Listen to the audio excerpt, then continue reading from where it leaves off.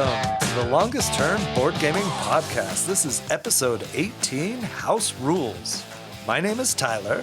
Hello, this is Kevin. This is Tyson. In this episode, we're going to have a short discussion about something that is near and dear to Kevin's heart. House rules. We're going to talk about our first experiences with some house rules, when house rules are okay, when they're not okay. We're just going to talk about everything house rules. Right? Right. We're gonna do it. We're just gonna do it. We're going to jump right in. Hop shida, let's do it. I'll just throw this question out there. What are your first memories of house rules? I have none. What? Because Are you serious? yeah, I have no memories of house rules, right? Well, maybe that. Well, okay. They were never part of my early gaming experiences. I don't remember anything about it. It's not like. Did you play games as a kid? I did, right? I played games as a kid. I remember I played Rummy with my parents a lot. We played Mexican Train. I played a lot of chess. It's not like I was going to play chess, right? And say, hey, let's make the movement for the queen different, right? It's like it just never came up for me growing up that we were going to change the rules to a game. No, right? So there was no house rules. I'm right there with you, Kevin, because that's exactly what I was thinking of. Is like, Are you anti-house rules too? Well, we'll get into Hey, that. we haven't talked about for against house rules. Right, yeah, Spoiler alert, I'm against house rules, but we haven't talked about that yet. But no, like I just didn't have a whole lot of house rules. Like we played games, and the closest I could think of house rules is just playing rules wrong. Like we just didn't know how to play games, and so we made up rules. And this is the closest to house rules we could be, because we're like, oh, I think this is how you move this figure in Stratego. I don't want to look at the rules to really find out, right? Exactly. Okay. Well, I guess I wrote down a number of house rules that I played as a child. I do have more content that I have for that. I mean, honestly, we played what we called Idaho rules for Uno.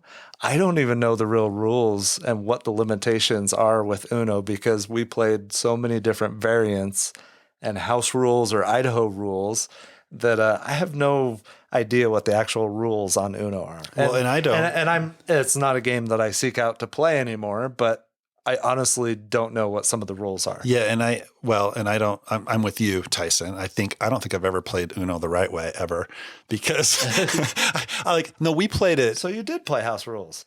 Well, no, house rules is not the same as playing a game wrong. We played the game. We played the game wrong, and I think we played Uno. I played it last year. For some reason, my daughter looked. I have Uno tucked away in a shelf somewhere, and she was corner. Yeah, she found the dark corner of Uno, and she pulled it out and said, "I want to play this game." I'm like, "Oh, I'll play any game," And this is fun to play with my daughter, and we read through the rules, and I'm like, "Huh? This is how you're supposed to play?" Yeah, and I don't remember what the rule was, but I'm like, I have literally been playing this game wrong my entire life. Had the exact and I don't consider that a house rule. That's just a massive failure on my part to read the rules of a game, right? I did the exact same thing with the exact same game. It was probably an Idaho rule. Yeah. It was. I don't even know what that is, but Uno. And I played it, and I played this a couple of months ago, actually, because I played it at one of my work trips. Because somebody had gone and bought a deck of Uno, and I was like, "Oh, great, we're gonna play Uno." And they were like, "Hey, does anybody know how to play?" And nobody knew. And I was like, "Hand me the rules. I'll read the rules." Nobody knew how to play Uno. Nobody knew how to play Uno. So, and then as I read it, I was like, "Well, this is not how I remember playing Uno." And there's 3.5 rules to that game. Okay, a little aside. Sorry, on Uno. Have you guys ever played Big Uno? No. With the cards that are 3x5 or 4x6? They're even bigger 4x6. They're even massive, and it's the only way to play Uno. Okay. It is hilarious because everybody fans out their cards in front of them, and it's like you can't even see their faces anymore. It's pretty fun. I mean, if you're gonna play Uno, it's a good way to play. If you play a draw two, and then it's Kevin's turn, can he play a draw two and stack? Is that an actual rule, or is that an Idaho rule? I don't know what. And I call them Idaho rule. I think that came from one of my sister-in-laws was from Idaho, and I think we inherited some rules there, and I think that's why we called it Idaho rules. I don't know if that's a real thing beyond they were adopted the scope of our family, but I don't know. I as far as the draw two, draw four, I don't keep even stacking know. them. So you get out of the draw No, too by I've playing played the it draw that two? way, Yeah, that's- and I don't know if that's the real rules. I don't think it is. I think don't- that's what we were playing wrong. Okay. But that's just a weird how that's a culture. But that's thing. like Why is Monopoly, everybody too. playing that way? Okay, so the next game I was actually going to bring up was Monopoly. Did you guys play with the jackpot, where you start out the game with $500 in the center? center, yep. Anytime anybody has to pay a fee or some of the other things that they pay for on cards or whatever, it goes into the center. When somebody lands on free parking, they Right. collect the whole thing in the middle. I've played And like then that. you start it over with another $500. Have you guys ever played that? That's how I played almost exclusively, and then I learned later on in life, way later, That's a house rule. That's not real, but like that is a rule that's been proliferated throughout so many different people's playing it that I feel like Is that an official rule? I mean, I don't even know. I don't think I've successfully completed a game of Monopoly, to be honest. One other one that I've played with Monopoly, we used to play this all the time as kids. Anytime you rolled snake eyes, you collected $100. I think I've played with that, but I don't know that we always played with that. So I don't know. I don't know the real rules. So yeah. the biggest house ruled game that I have, and I think I mentioned this a long time ago in episode 0, maybe, we had this game called Feudal, and it was chess-like. You're trying to capture the castle or something, but each individual guy that you have on your team, whether it's a squire or a knight or a swordsman or axeman or horseman, they have very specific movements that they can do, like in chess. I enjoy chess. I love chess. My brother and I came up with our own rules for this game.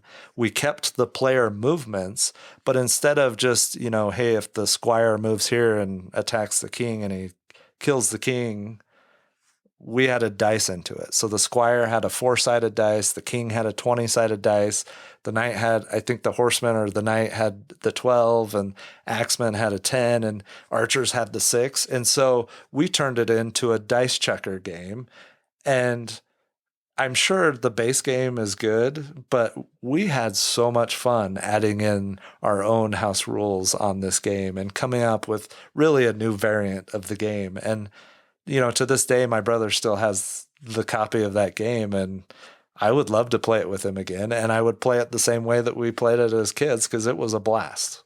So that from when I was thinking about like my childhood and from early history of gaming, like that was the one that stood out the most to me. That was the most different from the actual gameplay on purpose. See, and I cheated with this question a little bit because for me, like Kevin and I were saying, I didn't really have a ton of like early memories where I felt like that, but I have with my own kids implemented some house rules, and their early gaming memories are going to be full of house ruley types of things. Like for example, with Icecool, we play Icecool.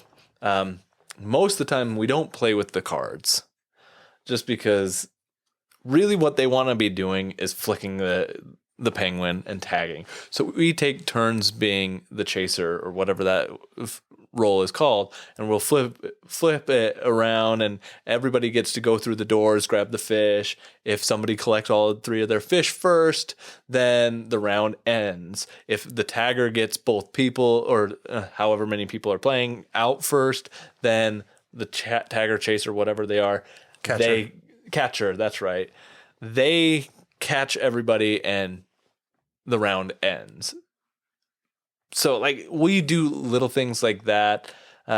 Fireball Island, we make a little bit of house rules of, all right, we're not going to necessarily care about the landscapes and taking the pictures and things like that. If it happens, I'll give them to them.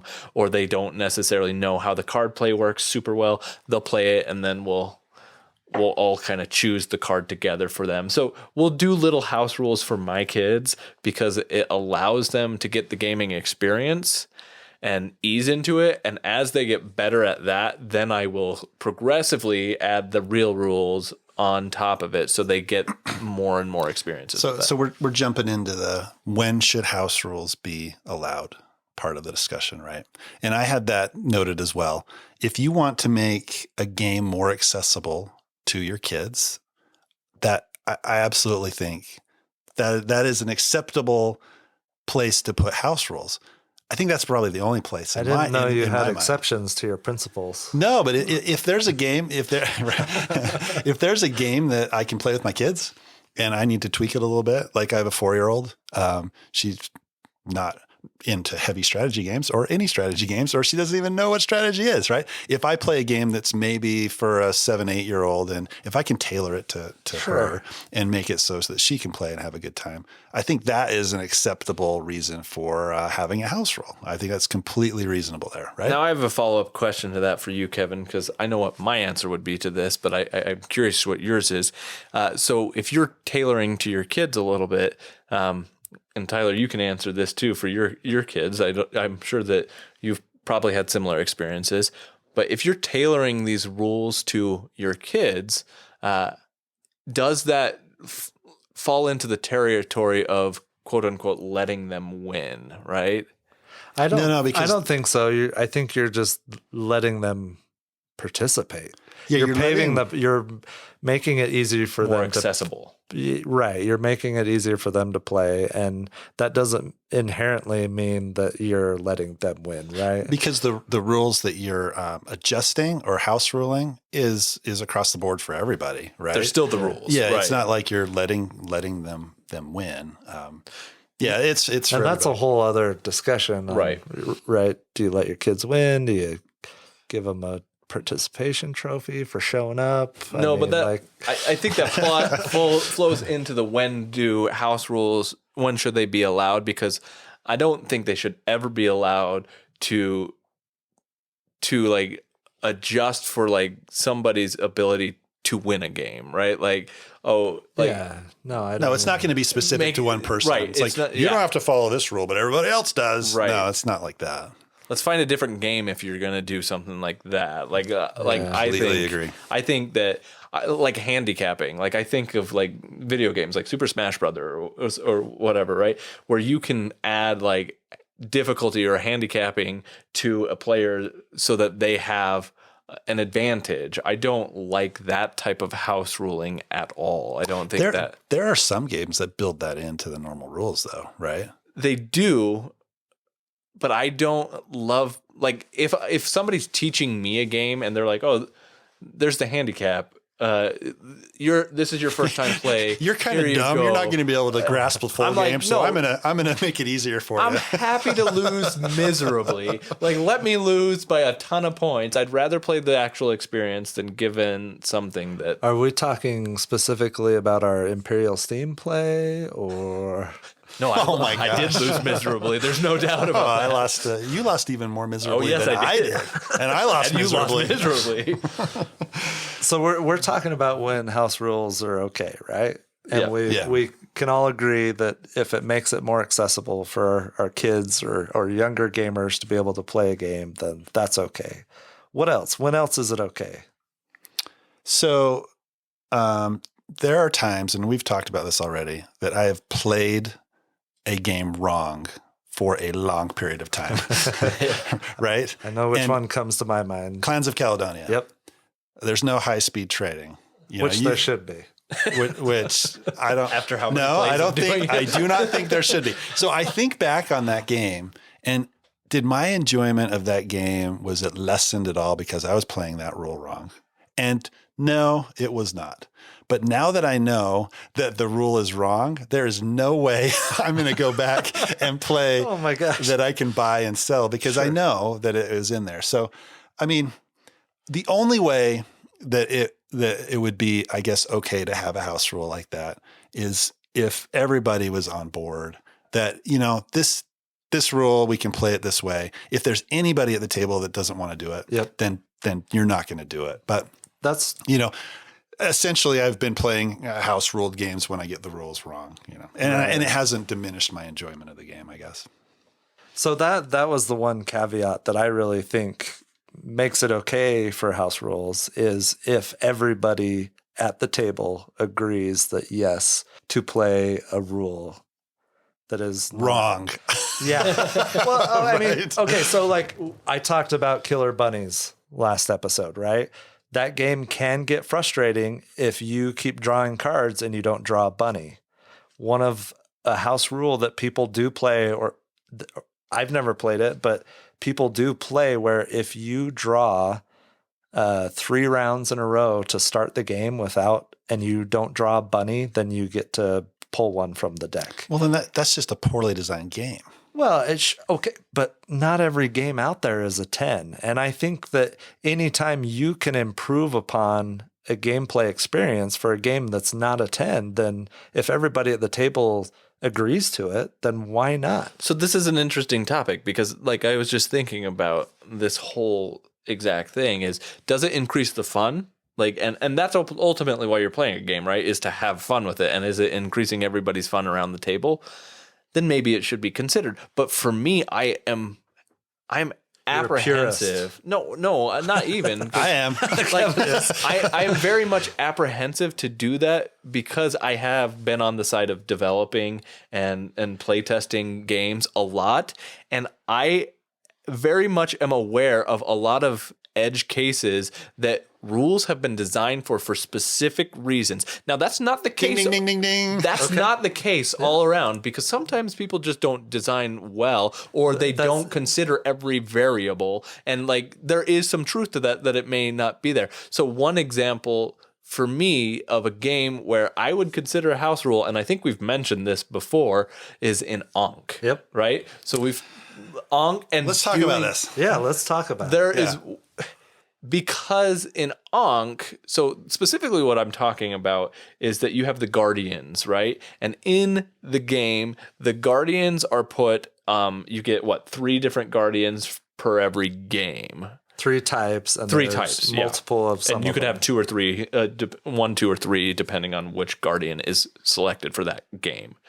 So when Tyler and I played, I think this was the last time we played, we did the variant that included the Guardian auction, right? Which It's the scenario. Right. It's not an optional variant. It's a scenario. It's a specific scenario. Yep. An official scenario. But what it did for us in that experience was it created a lot more interesting decisions. Not to say that the decisions weren't already interesting, because we obviously love that to the game. next level. But it did. It felt like it fixed issues that we had complained about before. And I feel like we've played a fair amount of Ankh that we felt like, okay, for us, this is really good. And I could see this. I would like to try that in part of that scenario, and bring that into other scenarios, because I think that it could also increase that. But again, going back to the development and design standpoint, I don't know why that wasn't included across the board, and that makes me apprehensive. That's my point, right? So I did not play that scenario. I would love to play that scenario, because that's one of the criticisms I have of the game, is that you can get locked out of those Guardians, right? Right. So I want to play that scenario, but I am still hesitant about taking that part of that scenario and putting it out in other scenarios, because for Ankh, that game, there is no doubt in my mind that game was play tested, a ton, right? Yeah.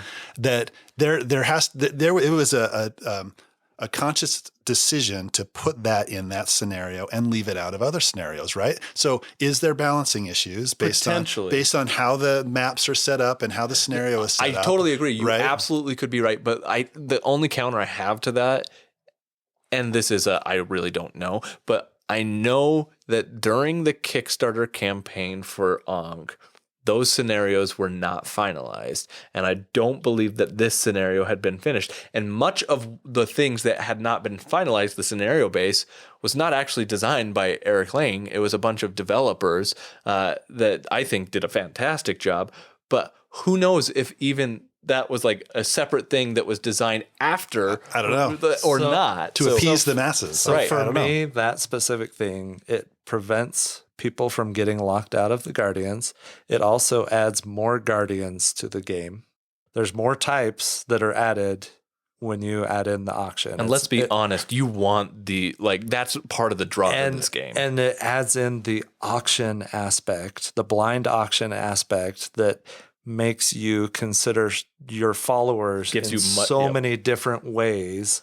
More options for those followers. Right. And is it worth it to bid followers on this Guardian? Is it there are so many interesting decisions that are created there. I'm not saying, I mean, I probably have said that I never want to play Ankh again without this. I can pull back from that a little bit, and I could say I would love to play through every scenario with this. And if it doesn't work, then not play it with that scenario. But for me, the experience just, and I already think Ankh is a 10. Yeah. But playing that scenario took it even a little bit higher than that for me. And so I'd be willing to try it at each scenario. And if it didn't feel like it broke the game at all, depending on the situational god powers and everything else. What's lost by doing it that way? Right. And there's reserving the opportunity. There's already to so much that. variability in that game with the god powers and adding in the Pharaoh expansion. As much as they've play tested it, you're still going to have some Absolutely awkward plays in there every once in a while based on which gods and just by probability alone. Right. And which gods merge and which Pharaoh cards in play. There's no way you can play test everything. Right. I mean, with all the different variations for sure. I don't know if I would want to go through all the scenarios like that. I would possibly. Well, I need to play the scenario that it was designed for first. Yeah. If you played that, and then I would reevaluate it. Just the way I feel about house rules, I lean towards not wanting to do it. But I'm not going to rule it out. If you played it though, and you were like blown away by it, just like we kind of were, would you then? Do you think you'd want to? It would. Part of my soul would die. I don't know. I'm a rule follower apparently, right? And I don't know why. In other areas too, or well, I mean, I'm not going out and breaking the law or anything, but well, why not?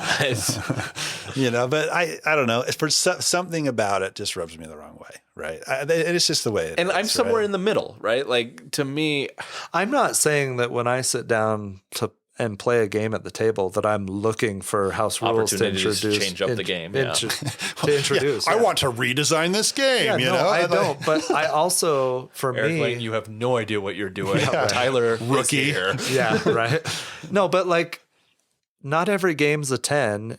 I feel like I'm pretty intelligent. I feel like we're all pretty intelligent, and if we came up with a rule that made sense and it could make the overall play of a game that was a 7 and turn it into a 9 out of 10. So why not play? My thought is, don't play the 7 game.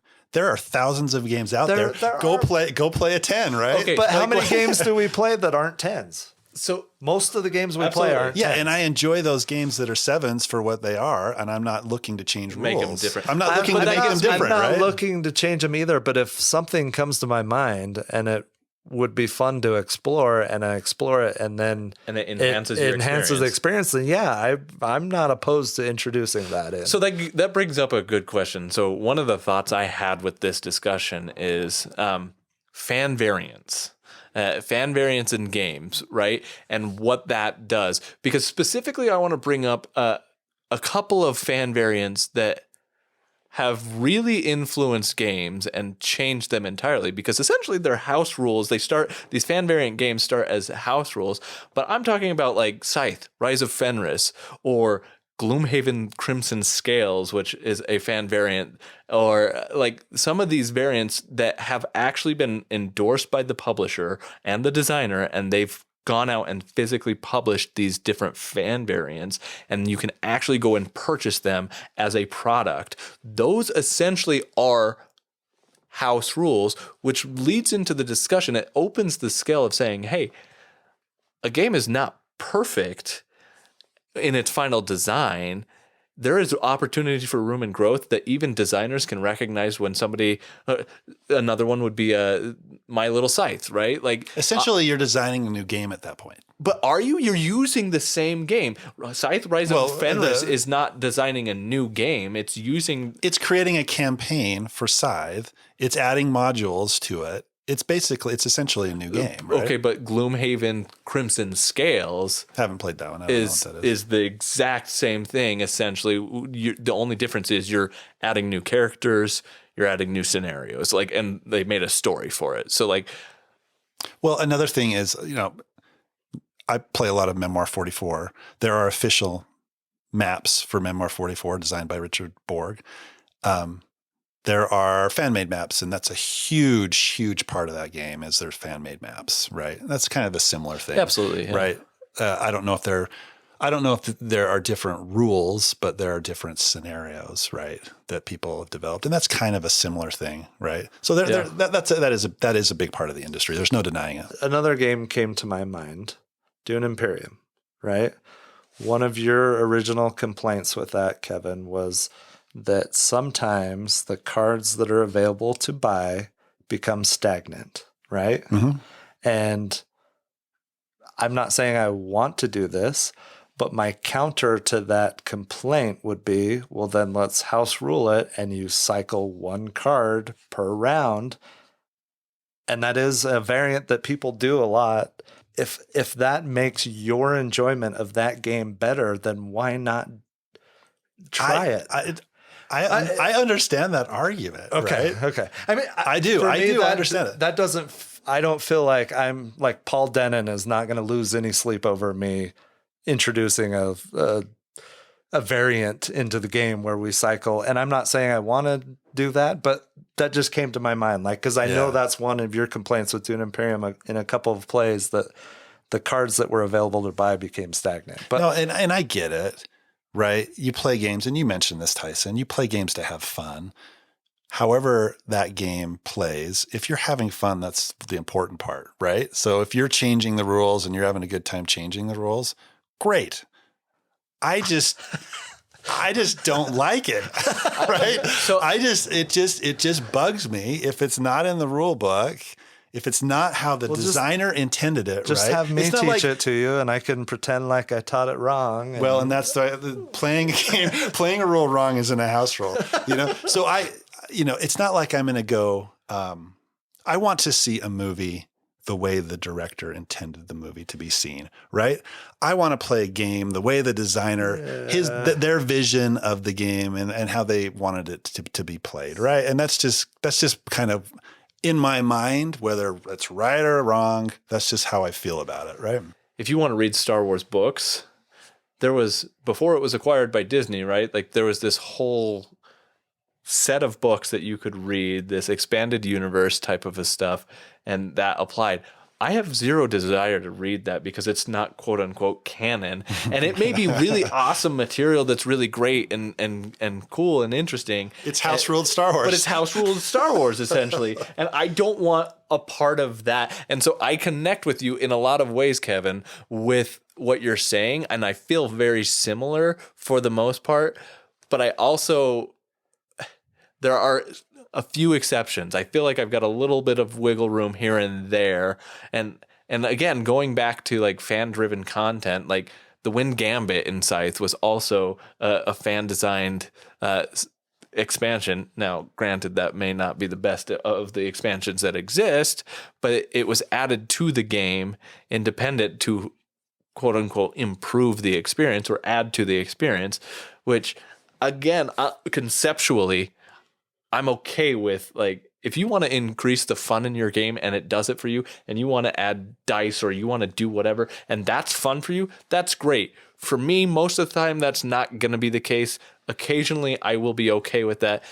And especially if it's something where if it's a game I'm only going to play once or twice, I will never house rule a game like that. Like if I play it one time and I'm like, I didn't like this aspect of the game, I'm not going to ever house rule that. I agree. For the record, I have a hard time thinking of house rules that I actually play, right? Like I'm not going around trying to house rule every game. I'm not opposed to the idea of if I could try to make this mediocre, good game even better, I'm gonna try and do it. Maybe, you know, I don't know. The other night we were playing Moonrakers. We talked about Moonrakers in another episode. I was gonna bring that up, and I brought up, hey, it'd be kind of fun to see how this game would play if, when you allied on contracts, you played them hidden what you contributed, and just see how that would play out. I don't think that would make the game better necessarily.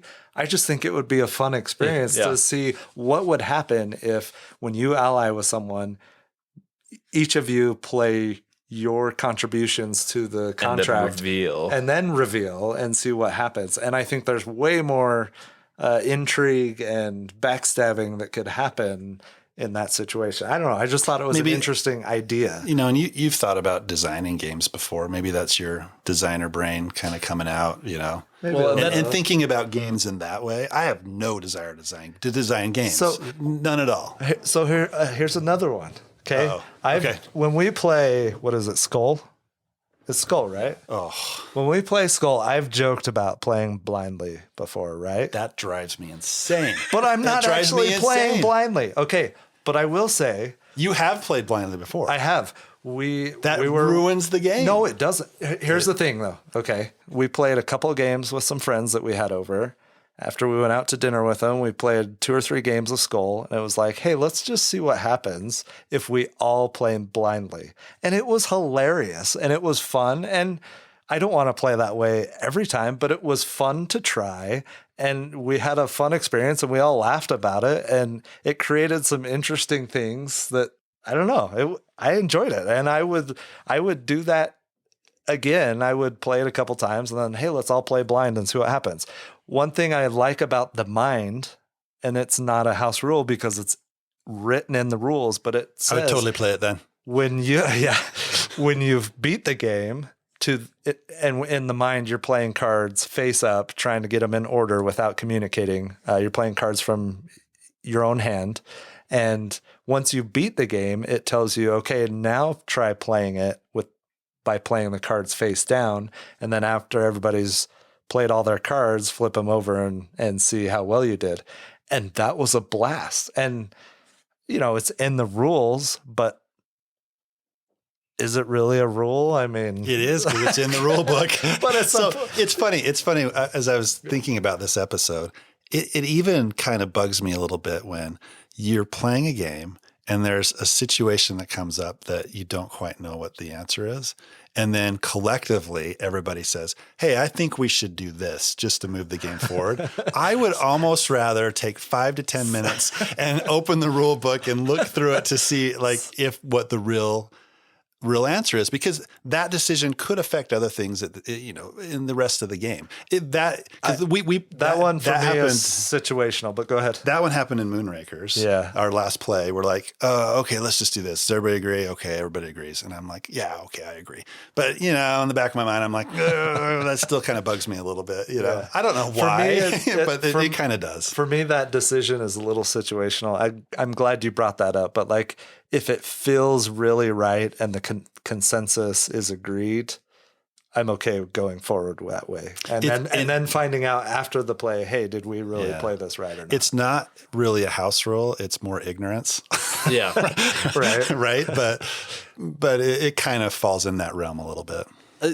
I think going back to what you were saying a little bit, Tyler, and the discussion you were just bringing up, by talking about like Skull or the Mind, right? You were talking about games that have a relatively short playtime, right? They're smaller games.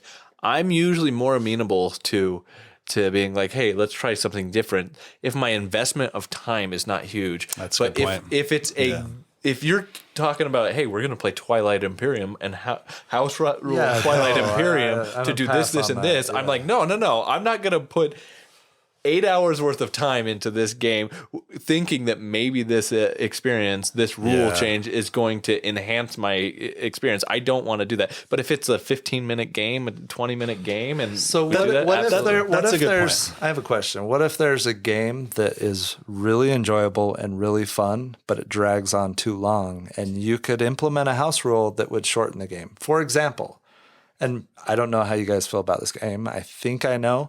I love Trivial Pursuit. I love trivia games. Sometimes Trivial Pursuit can drag on and on and on. A simple house rule is, hey, answer any question on any space. It doesn't matter if you're on a pie space or not. You get a pie if you get the answer correct. Trivial Pursuit is a different animal to me in a little bit. No, but I see what you're saying, and I agree with what you're saying, except that, like with Trivial Pursuit, absolutely, I'd probably be fine with that. Most of the time with Trivial Pursuit, I don't actually play the game. I just want to do the trivia anyway. But if you're talking about like a game that I feel like is too long and needs to be shortened, oh, let's reduce it a round or two, or whatever it is. Like That's a fine line. With that certain types of scares me. games. I do not want to do that. And if I feel that way, that it's too long of a game, and I'm just like, I would much rather just find a different game that I enjoy than alter one that could make that game better because it was too long. Because I feel like it loses some of the stuff. Find a better trivia game, maybe. Yeah. No, but I think, party games are that's a genre of game that I could see house ruling, because it's an activity almost, right? Usually, yep. Yeah. So like Wits and Wagers, I've modified that game to, right, where we've come up with our own questions that are based on our family, for example. Like we did one for Christmas Eve one year where we wrote questions awesome. based on my parents and their childhood, like how many cars have they owned in their entire life, right? Those types of questions, or how many movies are up in their movie collection right now, that type of thing. And I think party games lend to that. It's like, you're just getting together with a group of people and having a good time. So that's a group of games that I could see I would be okay with house ruling, right? The rules overhead on the party games are usually not that big anyway. Right. I just thought of a house rule that would make Monster Crunch more enjoyable for everybody. Impossible. No. The house rule is throwing it in the garbage? Is that No, it's opening the box up, Playing a different game. closing the box, playing a different game, and everybody wins. Oh, funny guy over here, funny guy. Oh my gosh. Guess which game is never mind. What? I disagree with your assessment of Monster Crunch, but we've documented that thoroughly But you in could previous take episodes. my copy on vacation with you and house rule it and create a ginormous game of Monster Crunch, and it might take it to the next level. It might be an enjoyable game. Oh my gosh. Ladder games are the best, okay? It's like probably the number one mechanic in a game. Name a ladder game in the top 500. Monster Crunch. Scout. Good call. It's got to be in the top 500 at this point. 1021. Well, not Scout then. That's probably pretty accurate too. Yeah. Thank you. No, but it's funny. We talk about house rules. My brother-in-law, Matt, he's always thinking about the most extreme way to play a game. And he's always trying to come up with like, hey, we could combine this and we can combine this. That's kind of awesome. We could do all of this. And I probably. Do you ever indulge him? Well, I would not too often. He cringes every time. I do. Like I said, I don't know. It's probably a character flaw or something. I have no idea. It's just in my brain. It just doesn't compute that we should modify a game that I bought to be played as according to the rules. That's just something. Something just doesn't. See, it doesn't mesh in my brain. Yeah, no, I get that. Like I said, I don't go around looking for games to modify. At the same time, it's my game now. I don't care who designed it or how much work they put into it. If I can change something that I'll enjoy it more, then I paid money for it. It's my game to do what the heck I want to do. Yeah, and I totally get that. And like we mentioned before, games are meant to be played and have fun. And however you have fun with the game it's money well spent. But yeah. I think we've talked a lot about situations where house rules can be good, and I think Kevin's even mentioned a couple of those that he'd be okay with. He's admitted some party games and letting kids play. I know. Like, well, what is happening here? But are there any situations where we can all agree on that, like, you should never house rule, like, for this or whatever? For me, if it's not a consensus at the table, then you should not house rule something. Absolutely.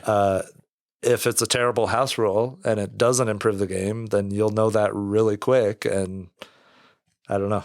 Then you've ruined your play. Yeah, I mean, you got to start over and hope it's not Twilight Imperium. Yeah, but I think you're exactly right, Tyler. I think that if you ever have a situation where you bring up an opportunity, hey, I know the rules say the game should be played like this, But I was thinking maybe we should play the game like this, and not everybody at the table is like, yeah, okay. Then you shouldn't implement that. Like, I think that for me, I'd rather everybody be on the same page, and you can play that game. Otherwise, let's pick something else. I thought of another one though. Like, have you guys ever played Farkle? It's another push your luck dice rolling game. It's been a long time. I may have played it once, but yeah. So, and I think this is an actual published variant now at this point, but then it's good to play. Right, but I'm pretty sure it started out as a house rule or not a legitimate rule, right? When someone decides to stop and they, get their score, they didn't Farkle, they stopped before they did, the next player can decide to roll off of that player's score that they just got, but they have to get the values that player was going for. And if they don't, their turn's over right away, right? They get one roll, but if they get it, then they start building off of, 400 or 500 or however many points the player in the previous turn got. One, it's just another one of those things. I think it's actually a variant now that's been published, but I don't know. I think there are I feel like there are more rules out there if we took the time to think about it that we realize we might have played. I feel like I could find more. But. Yeah, probably. But I think it goes back to what Tyson said before. A lot of these house rules are for very simple games. That's true. Not a lot of, rules in general on these, and you're just tweaking something small in a very small rule set. Well, in a simple game to learn and play. So it's not a lot of time invested if whatever rule you're tweaking sucks. And I don't think like Praga Caput Regni, right? That game felt short to me. You get a limited number of actions. I never want to add more rounds to that and extend the game. If it's a complicated Euro game or a well thought out game like that, I don't want to extend or shorten a game that feels too long or too short. Like Terraforming Mars feels too long to me. Right. And but so I don't think I want to cut that down when I play it. Right. Because that's going to change a lot. Prelude, right? But how many times they came out with Prelude to make it go faster? So what led up to Prelude? I don't know. Was that house ruling? I don't know. Yeah, but when I was saying shortening a game that's enjoyable but drags on too long, I specifically had in mind games like Trivial Pursuit, where it's hey, we could still have a lot of fun, but shorten the gameplay of this, right? I mean, Monopoly is a terrible game. Yep. You could shorten it in many ways. And then it's just a shorter, terrible game.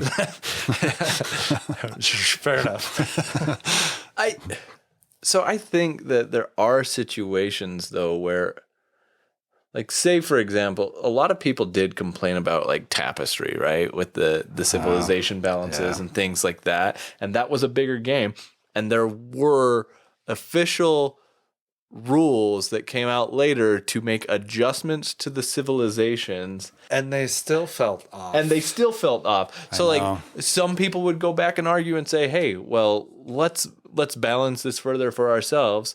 But at that, I don't want to do that personally. But I mean, I can understand when there are things that the argument that a game is, when it's published, balanced is not always true, right? True. There are situations where, there has been, I know that Stonemaier is very meticulous about their playtesting and do a ton of it and keep a lot of data on that, but that doesn't mean that there aren't some situations in where it may account for everything. And so there are situations in which you may be able to say, hey, well, if I implemented this rule, it actually may be more balanced than what exists.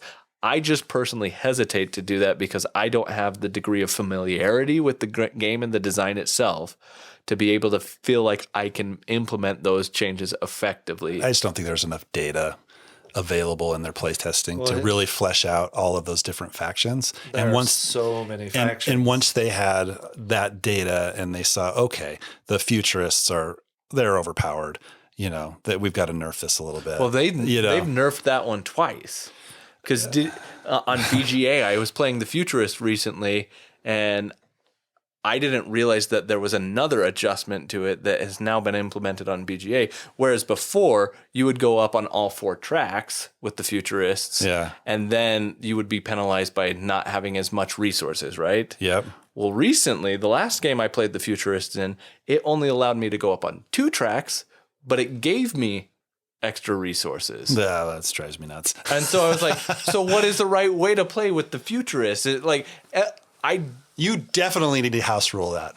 Yeah, absolutely. Let's figure out something else that's more balanced. Yeah. Let's do it. But again, Tapestry is another one of those games where a variant was published as an expansion, arts and architecture. Someone who Stonemaier loved playing is Tapestry. exceedingly good at listening to the community and listening to good potential ideas and implementing those. And I really respect that about Stonemaier games. And I think that that's a great way to approach it and say, hey, if it goes back to that fun factor, does this increase the fun? Yeah. Okay. Let's make it official then.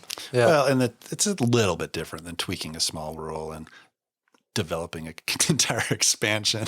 That's not quite a house rule. That's a complete new board. And that's a little every bit different. expansion with Tapestry has had tweaks for the civilization every single time. The plot and planning one. Scythe is the same way. Yep. There's banned combos in there. Well, I mean, Magic the Gathering is the perfect example of that. Like how many cards and things have changed and said, hey, these are no longer cards that can be used in Magic the Gathering. Every collectible card game is like that. Because there's so many variations in those. It's like I played a lot of Dice Masters, and Dice Masters had stuff that, they would retire after a while. It just became overpowered. So to summarize, we all can agree that at some point, some house rules are okay in the right situation, whether that's making a game more accessible for our children, maybe it's a party game. Beyond that, some of us are a little more eager to embrace some well thought out rules that could be implemented, and that's okay. We all have different opinions on it. It's a good discussion. Ultimately, are you having fun with it, right? Yeah. That's like what it comes down to. Everybody at the table needs to agree that it's okay to try or to play. And if it increases the fun of the game, then go for it. And if you're playing with me, chances are we're not going to play with the house rule. So, we're going to get that Ankh house rule played at some point. Hey, I'm not saying I'm opposed to it. I want to get the official variant played first, but then we'll talk about the other ones. We've played hundreds of games together, and it's to the point where I try to come up with a house rule every game we're playing. Just to poke at me? Just to poke at Kevin, just as a joke. Like, I do this. Some people in our group are a little OCD about how pieces are rotated. Yeah, because you put them all weird wrong on purpose, and it drives everybody crazy. That's the game within the game for Tyler. Right. Yeah. Oh, I know. He's trying to get in our heads, and it works because I can't stand some of the stuff he does. It's like we're playing a game. I don't like show up to game night with BO and like terrible breath, or there are far worse things you could be doing. Like we're playing a game with meeples, right? And everybody lines up their meeples, and Tyler's like, well, he's just going to lay down. I'm like, what are you doing? Or stand upside down on his head. In a train game, I'll have the one train card facing the other way. And then you punch. Yeah, I want to punch him in the face. But, Yeah, so it's been a good discussion on house rules. It's been fun. And I think, it's been a good episode. So. Yeah, I think we've covered every aspect of house rules we can cover. So, and if we haven't, and people have thoughts, please join us on the Discord and talk to us about what house rules you play with, because we'd love to hear them and how it works for you. Yeah, absolutely. We'd love to hear everybody else's opinion. I mean, if anybody feels the same way I do, I'd like to hear about that, because I may be just really weird. I don't know. All right. Well, I think that wraps up our discussion. Thanks for joining us. Thanks for listening to this episode of the Longest Turn Board Gaming Podcast. If you enjoyed this episode and you want more Longest Turn in your life, please check us out on Instagram. Also, be sure to check us out on Board Game Geek, where you can join our guild 3947, and check out our blog, where we post all our show notes and occasionally post more detailed reviews. If that's not enough for you, we have a Discord server. If you want to play a game with us on Board Game Arena, join our Board Game Arena group, The Longest Turn. Until next time, thanks for listening. Until next time, tot sins. See you later. Goodbye.